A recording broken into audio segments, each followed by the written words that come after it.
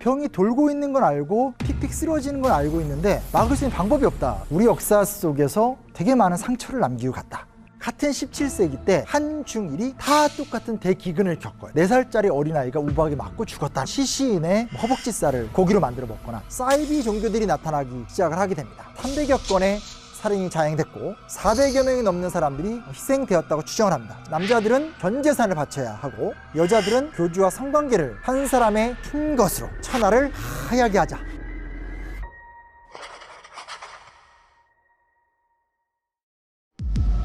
신종 코로나 바이러스 감염자가 국내에서 처음으로 발견됐습니다.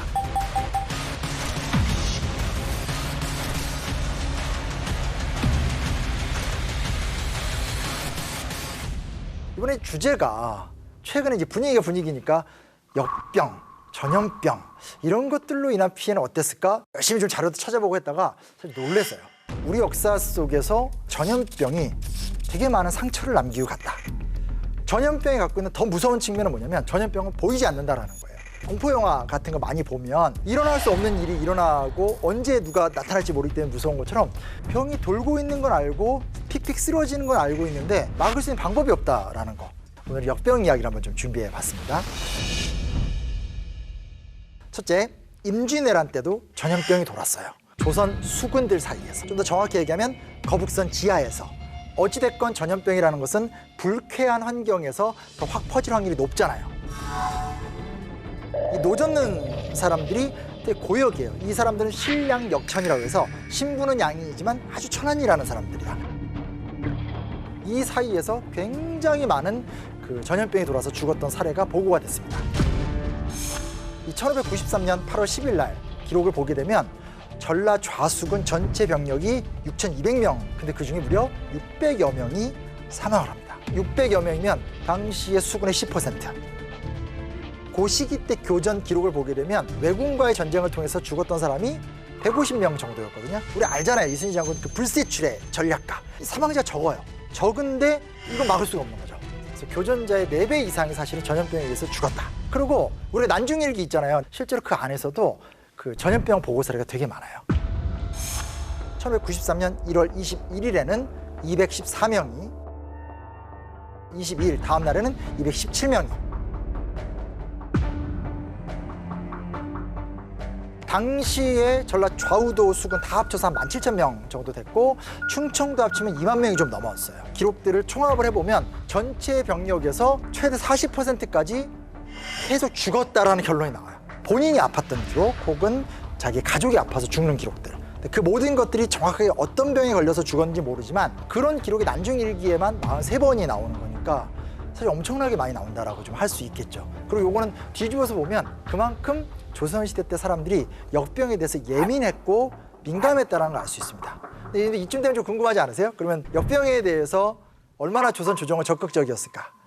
근데 이게 되게 안타까운 게 뭐냐면 이거예요. 어느 시대 때나 권력 갖고 있는 사람들이 자기한테 피해 오기 전까지 열심히지 않아요. 근데 다만 조선 왕조는 유교 국가고 민본주의가 되게 강한 나라이기 때문에 신하들이 막 적극적으로 양심적으로 요구하는 사람들이 있어요. 근데 두 번째 문제가 뭐냐면 방법이 별로 없어요. 보고 정도만 하는 거지 무슨 마스크를 대량 생산할 수 있는 것도 아니고 노력은 많이 했어요. 의사들도 내고.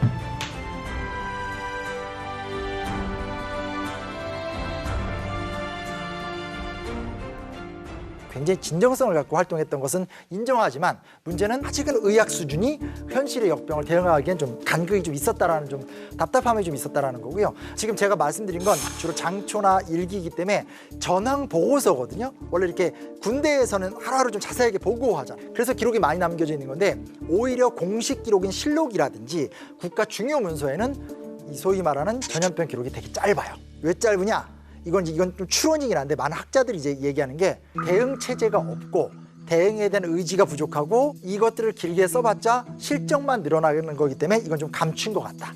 하나하나에 대한 질병을 다 확인할 수는 없고 조선 후기로 오면 이런 것들에 대해서 이것이 천연두, 홍역이다 뭐 이런 식으로 또 확인할 수 있는 단계가 되긴 됩니다.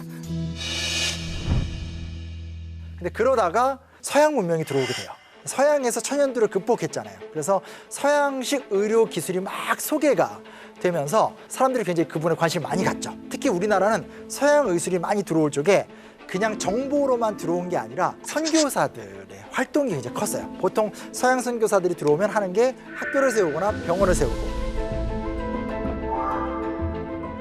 보통 돌아다니면서 병 치료해주고 먹을 거 주면서 기독교 전파하고 이런 것들이었거든요. 그러니까 구원 말에 주로 미국인 선교사들이 들어와서 활동을 하면서 급속도로 서양식 방역체제나 서양식 의술이 보급이 되면서 특히 종두법이라고 우리가 옛날에 막 달달달 외우잖아요. 그렇죠? 그런 것들이 보급이 되면서 문화가 좀 바뀌게 됩니다. 근데 이 중에 좀 재밌는 것 중에 하나가 뭐가 있냐면 박영효가 쓴 상소가 하나 있어요. 갑신정변을 이끌었던 리더기도 하고 나중에 좀 친일파로 타락했던 사람이기도 한데 그가 이제 갑신정변을 실패하고 일본에 망명했었을 때 고종한테 개혁건백서라는 글을 쫙 써서 갖다 바쳐요. 근데 실제로 이 글은 고종한테 전해진 것 같지는 않아요. 왜냐하면 그 당시에는 이제 박영효가 고종을 만날 수 있는 상황이 아니고 해서 그냥 기록으로만 좀 남아 있는데 이 기록을 통해서 보면 당시 어떻게 개화파들이 어떤 그런 의료개혁을 생각했는가를 우리 좀 알 수 있습니다. 첫째, 인민들을 교육해야 된다 이 얘기를 해요. 그러니까 왜 그러냐? 병을 누가 옮겼을 거라고 조선의 민중들이 생각했을 것 같아요. 쥐를 생각을 했어요.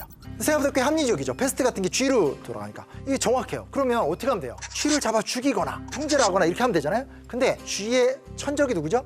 고양이죠. 그래서 사람들이 뭘 했냐? 쥐병을 막겠다고 고양이 그림을 그려가지고 대문에 붙였어요. 그러니까 이게 그 당시의 교육 수준이에요. 뭐 무슨 제가 조선 민중들을 비하하는 것이 아니라 그만큼 사실은 교육이 안 된 거죠. 그래서 1차적으로 박영효가 제안했던 게 뭐냐면 인민을 교육시켜야 된다. 방역을 어떻게 할지에 대한 의료 상식이 풍족해져야 된다. 이 얘기가 좀 되게 중요했다는 거고 우두 접종, 소에 대한 방역을 제대로 해야 된다라는 것들도 좀 강조를 많이 했었고요. 그리고 지금 우리한테 좀 당연한 거지만 길거리 깨끗하게 청소해야 되고 분뇨, 먼지, 지푸라기 이런 것들 다 모아서 청소하는 과정들을 해야 된다. 또 이제 예전에는 목욕 잘 안 하잖아요. 정초에 한 번, 1년에 한 두세 번 딱 하고 끝나잖아요. 그렇죠? 목욕을 자주 하고 깨끗한 면 옷을 입어야 된다. 이런 것들을 제안을 많이 하게 돼요. 그리고 또 하나 되게 중요한 게 뭐냐? 무당을 이용해서는 안 된다는 얘기예요. 이게 또 되게 중요해요. 김동리의 소설 무녀도 이런 거 보면 되게 리얼하게 나오는데 조선시대 때 무당이 갖고 있는 가장 큰 의미는 병 치료하는 거.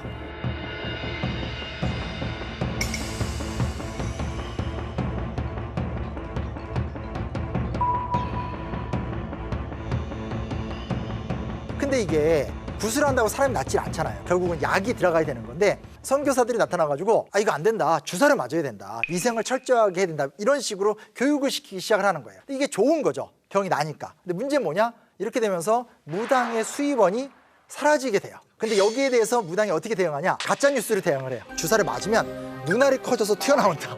고아원을 만드는 건 잡아먹기 위해서. 여성들을 잘해주는 건 신체 일부를 도려내서 요리를 만들기 위해서. 이런 말도 안 되는 헛소리 같은 얘기지만 이게 꽤 먹혔었어요. 하지만 이제 결국 이제 이런 것들이 이제 뭐 이렇게 물러갈 수밖에 없는 상황이 되는데 오늘 우리가 생각하는 방역이나 백신 접종 같은 것들은 다 구한 말에 논의가 됐던 것들이고 우픈 이야기이긴 하지만 선교사들과 무당 사이에서의 갈등, 가짜뉴스 싸움 이런 것도 있었다는 것도 우리가 기억해 보면 좋을 것 같고요. 그 다음에 세 번째 이야기로 들어가서 한번 얘기를 해보도록 하겠습니다. 이거는 좀 가슴 아픈 이야기예요. 가슴 아픈 이야기인데 병이 발생하면 사람들이 희생양을 찾고 싶어해요. 쉽게 얘기하면 이거 내가 잘못한 건데도 남 탓 잘하잖아요, 사람들이. 1918년에 우리 잘 알고 있는 스페인 독감이라는 게 돌잖아요.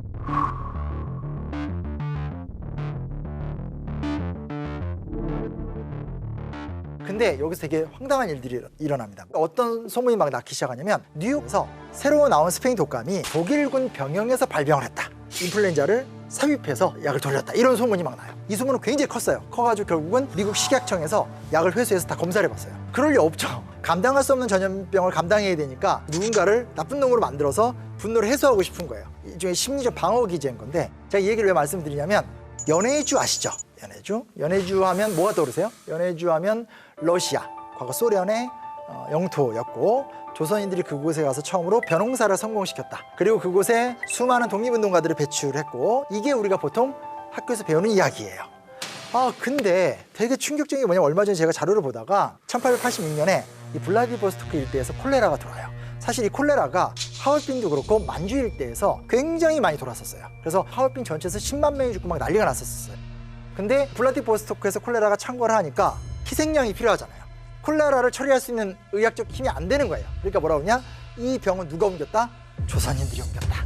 그래서 실제로 이 전염병의 근원을 한인으로 몰았고 약 300명 정도 되는 한인을 다시 추방을 시키는 거죠. 원산 일대에다 버리고 온다라든지. 그런 활동들을 굉장히 많이 했어요. 그래서 이런 모습을 보면서 러시아한 작가가 이 주인 없는, 그러니까 쉽게 말하면 본국은 식민지가 돼버렸고 여기 와서도 그냥 하찮게 여겨지는 이 조선인들이 정말 방랑하는 가축과 같다.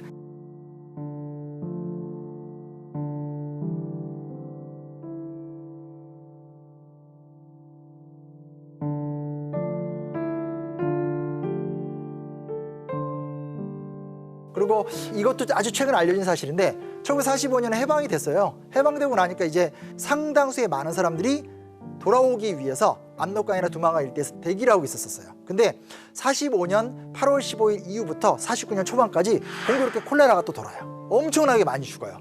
엄청나게 많이 죽으니까 국내로 이사할 이제는 의지가 떨어지게 되는 거예요.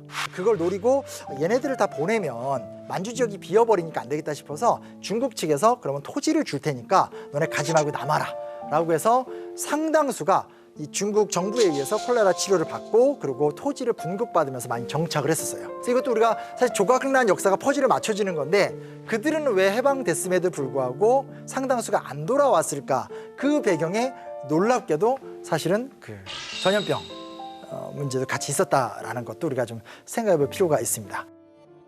이 전염병 문제를 벌써 저희가 한 1년 돼 가잖아요. 그래서 이걸 그냥 피하고 싶은 문제나 공포의 문제로만 봐서는 안 될 것 같아요. 문명이 발전하더라도 발전된 이유 때문에 또 새로운 병이 돌고 이런 것들이 되게 많거든요. 근데 그렇다고 방치할 문제는 아니잖아요. 그러니까 결국은 어떻게 대응을 해야 되는가가 되게 좀 중요한 부분인데 언제나 중요한 건 사건은 자연적이지만 현실은 사회적이라는 거예요. 시작은 전염병에 의한 피해에 불과한데 한 사회 공동체가 무너진다라든지 이런 등등의 굉장히 안 좋은 모습들이 나타난다는 것을 같이 기억하고 역사 공부 안에 자연, 생태, 문화 이런 얘기들도 함께 같이 해보는 게 좋지 않을까 이런 생각들을 해보게 됩니다. 8호 바비, 9호 마이삭에 이어서 10호 태풍 하이선도 한반도를 향해 북상하고 있습니다.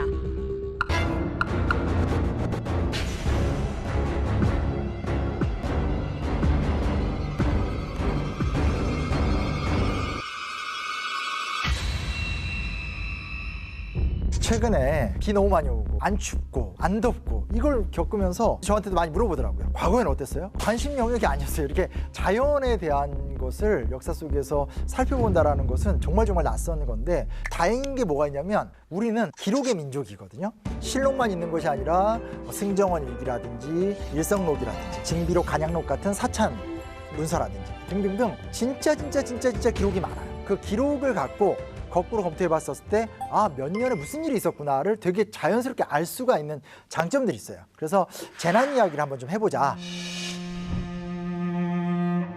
한국 역사에서 좋은 얘기는 아니지만 크게 세 가지를 한번 제가 정리를 해봤어요.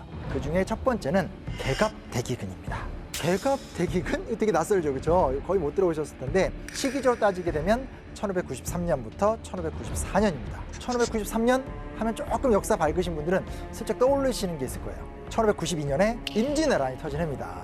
정치를 우리가 잘 못했고 일본군의 침략 속에서 제대로 대응하지 못했으나 의병과 이순신 같은 위대한 명장에 의해서 우리가 이 전란을 이겨냈다. 근데 여기서 저부터도 놓쳤던 거죠. 뭐냐면 당연히 전란이 일어나면 깨끗이 씻을 수도 없고 또 한편에선 농사를 제대로 못 지으니까 기근이 심각했었을 텐데 실제로 임진 장초라는 기록을 보면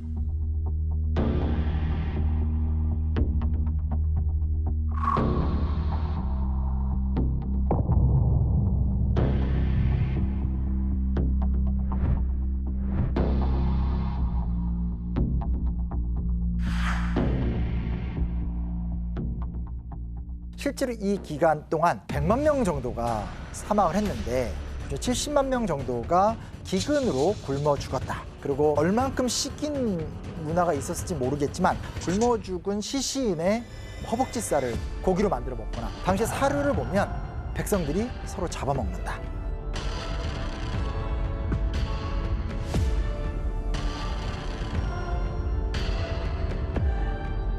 그 정도의 이야기가 나온다는 것은 임진왜란 당시 때 얼마나 심각한 기근이 불어닥쳤었는가에 대해서 우리가 좀 살펴볼 수 있다. 이런 얘기 좀 해볼 수 있겠죠. 이걸 기억하시면 좋을 것 같아요. 전쟁이라는 것은 언제나 제대로 된 위생 상태나 농업 생산력이 유지가 안 되기 때문에 질병을 불러일으키게 되고 기근을 불러일으키면서 사람이 많이 죽을 수밖에 없다.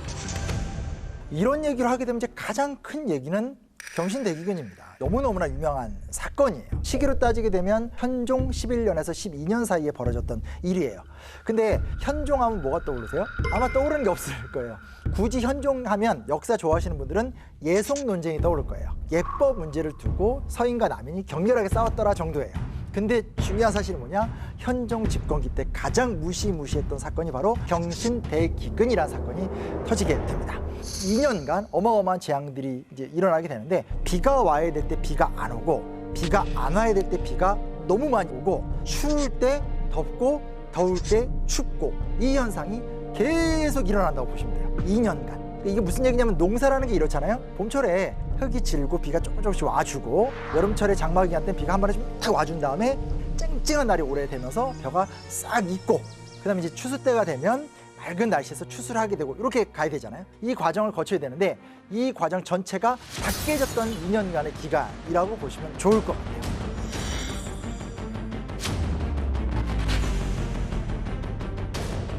초장에는 가뭄이 굉장히 심각했습니다. 비가 안 오는 거예요. 비가 안 오면 뭘 하죠? 사실 비가 안 오면 할 게 없어요. 지금 현대사회에서도 방법이 없어요. 그래서 하게 되는 게 뭐냐? 기우제를 지내요.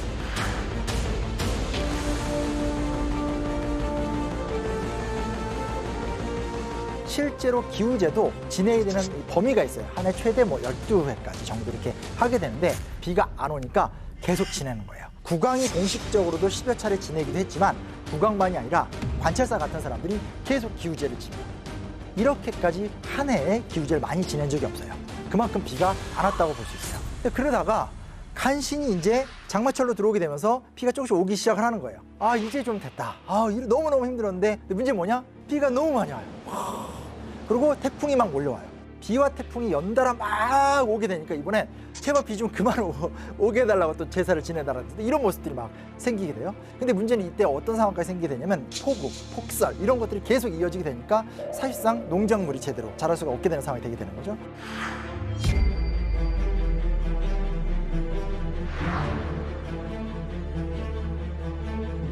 그리고 제주도 같은 경우 피해가 되게 심해요. 제주 도민 중에 한 20-30%가 굶어 죽었다, 이런 기록이 나올 정도로 제주도가 굉장히 좀 심하고, 기록에 따르면 우박 때문에 4살짜리 어린아이가 우박에 맞고 죽었다라는 기록이 있어요.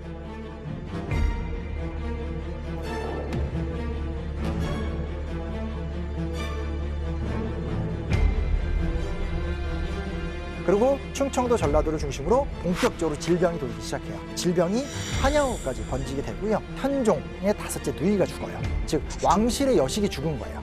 굉장히 좀 상황이 심각해졌고, 그래서 이때 논의가 됐던 게 뭐냐면, 청나라한테 쌀을 좀 꾸자. 근데 요청을 안 합니다. 요청을 안 한 이유가 뭐냐면, 우리가 알다시피 병자호란이 있었잖아요.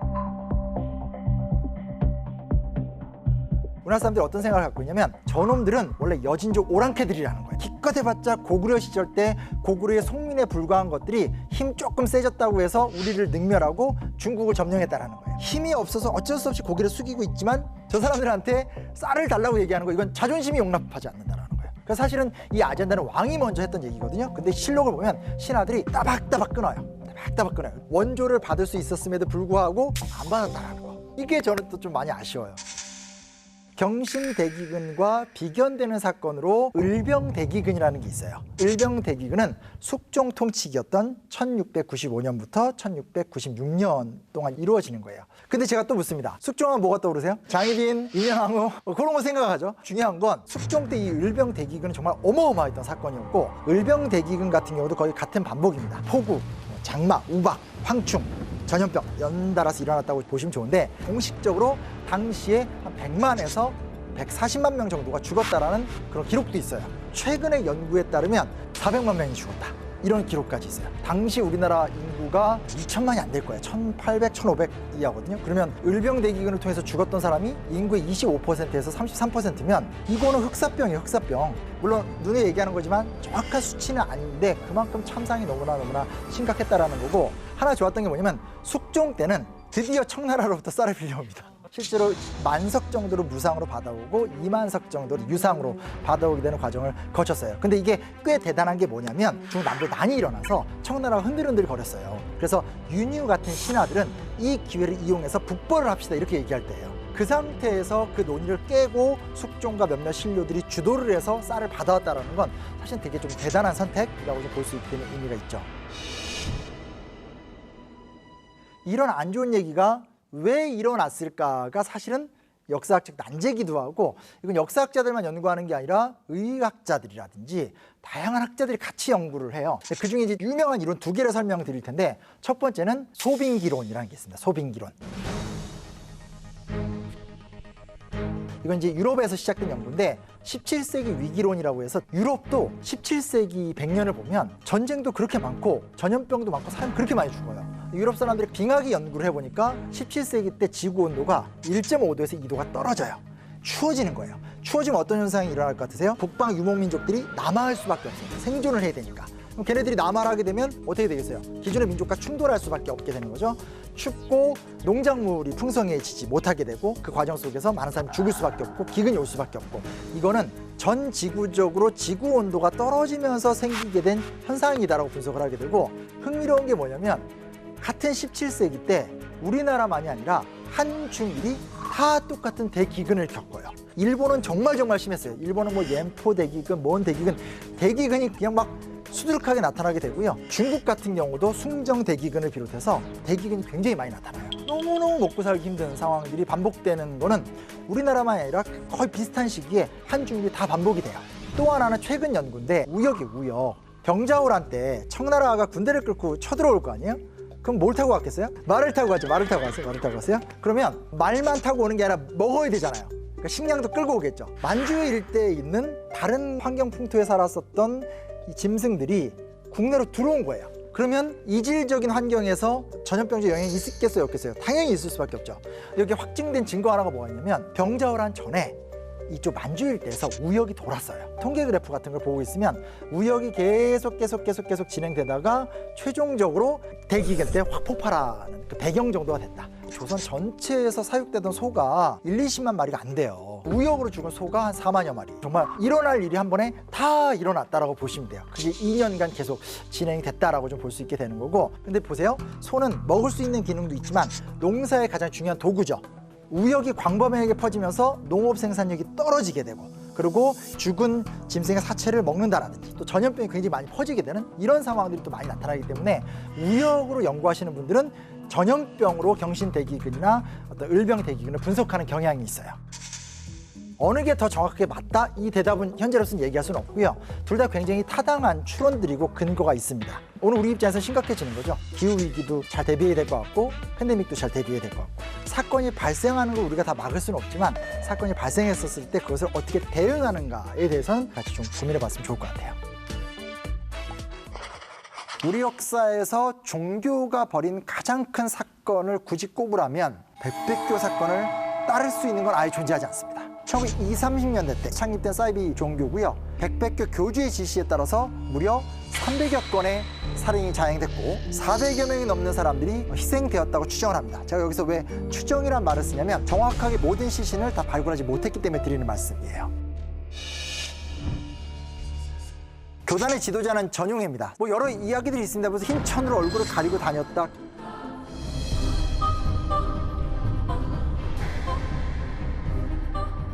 이런 것들은 그냥 위험한 사이비 종교 얘기 나오면 신비스러운 모습을 언제나 교주가 보여줘야 되거든요. 그래 나타나는 그런 모습이다라고 정도 보면 좋을 것 같고, 당시의 시대문화를 따지게 되면 백백교 사건은 일제강점기 때 있었던 사건입니다. 3.1운동 때 치열하게 들고 일어났지만 일본이 철저하게 3.1운동을 억눌렀고 식민지 조선인들은 가난하고 고통받고 힘들기 짝이 없는 상황이에요. 그러니까 무슨 얘기냐면 이단 혹세무민하는 종교에 빠지기 딱 좋은 구조예요. 그렇죠? 딱 그런 구조가 만들어지게 됩니다. 동학 천도교 이후 대종교 같은 민족 종교들이 한쪽에서 형성을 하고요. 또 한편에선 신흥 종파들이 들어와서 영향력을 행사합니다. 문제 뭐냐? 이 종교들의 파생 분파들 중에서 사이비 종교들이 나타나기 시작을 하게 됩니다. 그래서 백백교는 동학의 영향을 받은 분파로 보통 추정을 합니다.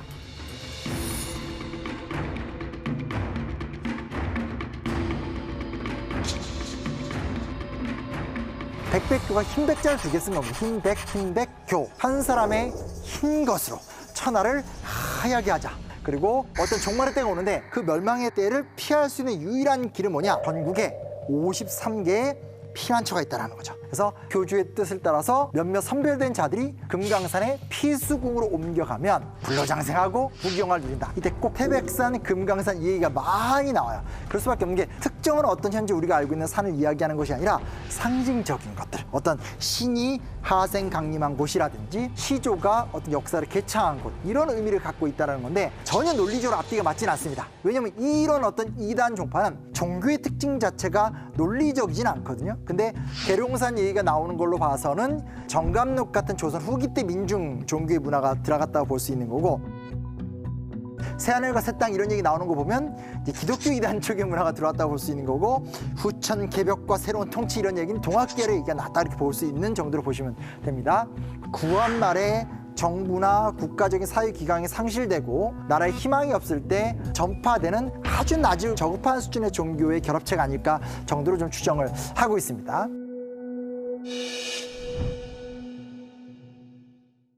(35년에는) 양주 지역의 봉암산 기슭에다가 비밀 아지트를 만들었는데 천원 금광사무소였다라고도 합니다. 근데 제가 1920년대 30년대 때라고 그랬잖아요. 20, 30년대 때가 서부에서 금이 난다, 금을 찾아서 뭐 이런 거 유행한데, 우리나라도 1920, 30년대 때 금광 열풍이 보통이 아니었었어요. 최창학, 박모 같은 사람이 실제로 한반도에서 금광을 발견해서 굉장히 큰 부를 모았던 적이 있었어요. 즉 이때는 금광만 찾아내면 대박이다, 유행처럼 열병처럼 불 때였었던 거죠. 근데 이때 이 사람들이 어떤 머리를 쓰게 되냐면 이미 이제 쓸모없는 광에다가 금을 갖고 와서 숨겨두는 거예요. 그래놓고 소문을 퍼뜨리는 거죠. 교주가 그의 독특한 영적 에너지를 통해서 이미 무너졌던 폐광 속에서 금을 발견해내는 영원한 힘이 있다, 보여주는 거죠. 봐라, 없었던 데는 나왔다, 이런 얘기하니까 사람들이 믿으면 금도 얻을 수도 있고 여러 가지 혜택이 있겠네. 그러니까 나름대로 백백교가 마케팅을 잘한 거예요. 그때의 어떤 트렌드에 맞춰서 싹 이제 소개를 하게 된 거죠. 근데 되게 무서운 게 뭐냐면 이 곳에서만 나중에 40여 구의 사체가 있었다라는 거예요. 정확하게 이 사체가 어떤 사체인지 모르겠지만 적어도 진실을 폭로하려고 했던 사람을 죽였다라든지, 혹은 조작했었을 때 협조했던 사람들을 죽였다라든지 등등등의 여러 가지 걸로 추정할 수 있는데 정확한 이유는 모릅니다. 약간 또 이런 종교들이 주문이라는 게 있죠. 원래 사실은 아시아에서는 주문, 주술 같은 건 별로 중요하지 않아요. 왜냐면 유교 문화 영향이 굉장히 강했기 때문에 주술에 의존하는 거 되게 싫어했거든요. 백백교는 주문이 있었습니다. 남자가 외우는 주문, 여자가 외우는 주문, 이런 게 다 따로 좀 있었나 봐요. 리듬감은 잘 모르겠는데 백백 의 적적 감을 하시 옵승성, 이런 주문을 외우면 영생을 누려. 적적적 적적적.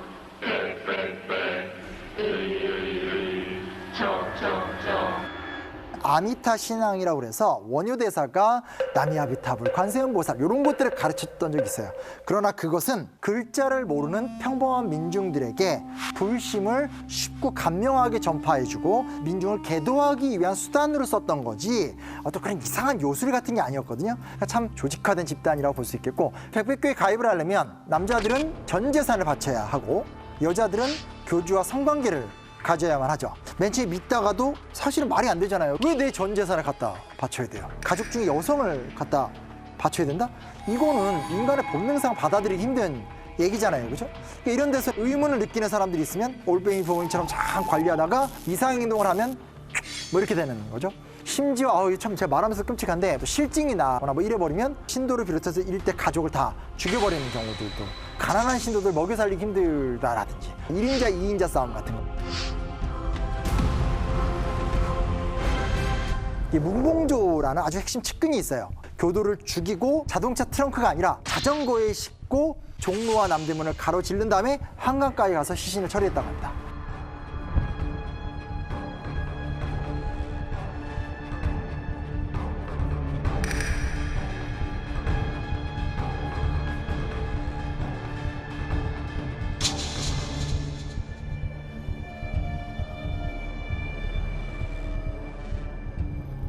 관리의 방법으로 살인이 정착되는 모습들도 나타난다고 볼 수 있었습니다. 그러면 이렇게 혹세무민하던 종교가 어떻게 세간에 화제가 됐느냐. 유곤용이라는 청년이 자기 아버지가 백백교에 빠진 거예요. 근데 여기서 충격적인 게 뭐냐, 이 아버지가 여동생을 제물로 바친 거예요. 여동생을 제물로 바친 걸 넘어서서 전 재산까지 바친 거예요. 미친 거죠. 너무 화가 났는데 설득이 됐겠어요? 설득이 안 되죠. 그래서 신문사 등을 찾아가면서 백백규의 실체가 전 사회적으로 알려지게 된 거죠.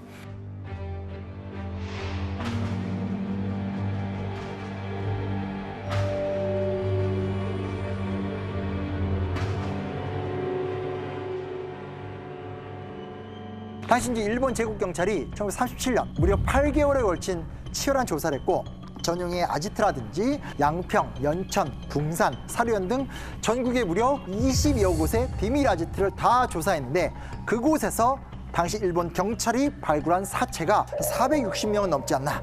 정확하게 판명된 자만 150여 명, 158명 정도였으니까 이거는 정말 말도 안 되는 상황이었었죠.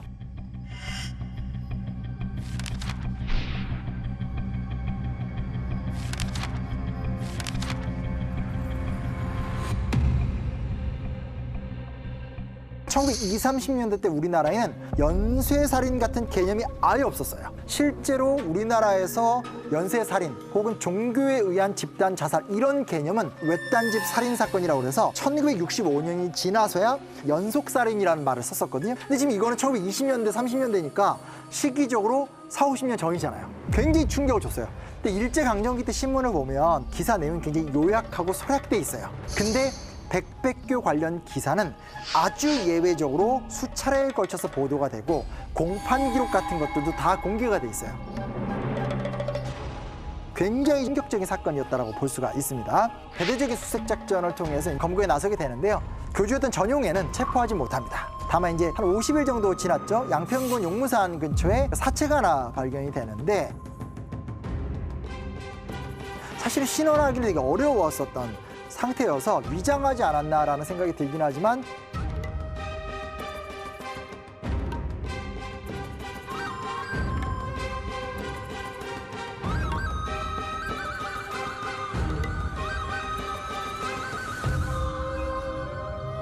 다시 여러 정황 증거라든지 아주 핵심 교단의 멤버들이 이 시신을 보고 막 바로 통곡을 한다든지 이런 모습들을 보면서 이 사람이 전염에 맞구나 정도로 하면서 이 사건은 수습이 되는 걸로 끝났습니다.